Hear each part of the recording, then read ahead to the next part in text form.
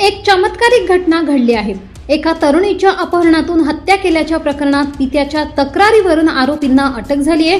त्यानंतर जिच्यावर मुलगी समजून पित्याने अंत्यसंस्कार केले तीच मुलगी घरी चालत आली। आपली मुलगी जिवंत परत आल्याने घरच्यांना आनंद झाला, परंतु जिला आपली मुलगी समजून अंत्यसंस्कार केले ती नेमकी कोण या प्रश्नाने पोलीस आणि मुलीचे पालकही चिंतेत सापडले आहेत। कहाणी नेमकी काय पहा, पण त्याआधी बिनधास्त मराठी न्यूजला नक्की सबस्क्राइब करा आणि बेल बटनवर प्रेस करा, म्हणजे बातम्यांचे अपडेट तुमच्यापर्यंत लवकरच पोहोचतील। बुंदेलखंड एक्सप्रेस वे हमीरपूर जिल्ह्यातील जरिया भागातून जातो। एक आठवड्याभरापूर्वी याच एक्सप्रेस वेच्या खाली एका मुलीचा मृतदेह सापडला होता। पोलिसांना या संदर्भात स्थानिकांनी तक्रार केली। त्यानंतर पोलिसांनी या मुलीचे वर्णन आजूबाजूच्या पोलिसांना पाठवले। त्यानंतर मुस्कुरा पोलीस ठाण्याच्या हद्दीतील बिहुनी गावातील रहिवासी मलखान प्रजापती पुढे आले। त्यांनी या मृतदेहाची ओळख पटवून ती त्यांची मुलगी शिवानी प्रजापती असल्याचे पोलिसांना सांगितले। त्यानंतर पोलिसांनी पंचनामा करून हा मृतदेह पालकांना सोपवला।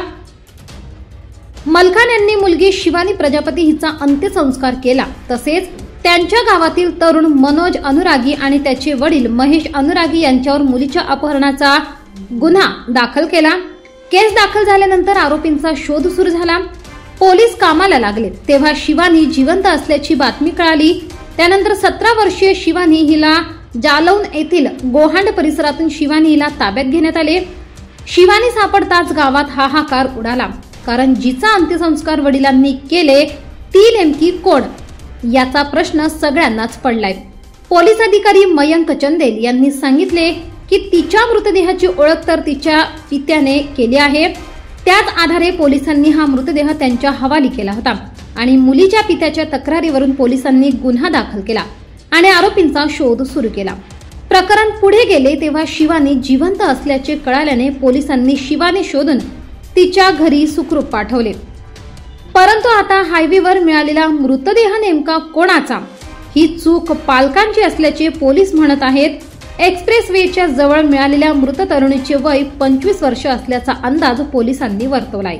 पोलिसांनी संशय आहे की ही तरुणी दुसऱ्या जिल्ह्यातील असणार आहे। आता पोलीस तपास करीत आहेत आणि पुरावे जमा करीत आहेत। पोलिसांना या घटनेबद्दल कोणतीही माहिती मिळालेली नाही। पोलीस देखील या प्रश्नाचे उत्तर शोधत आहेत।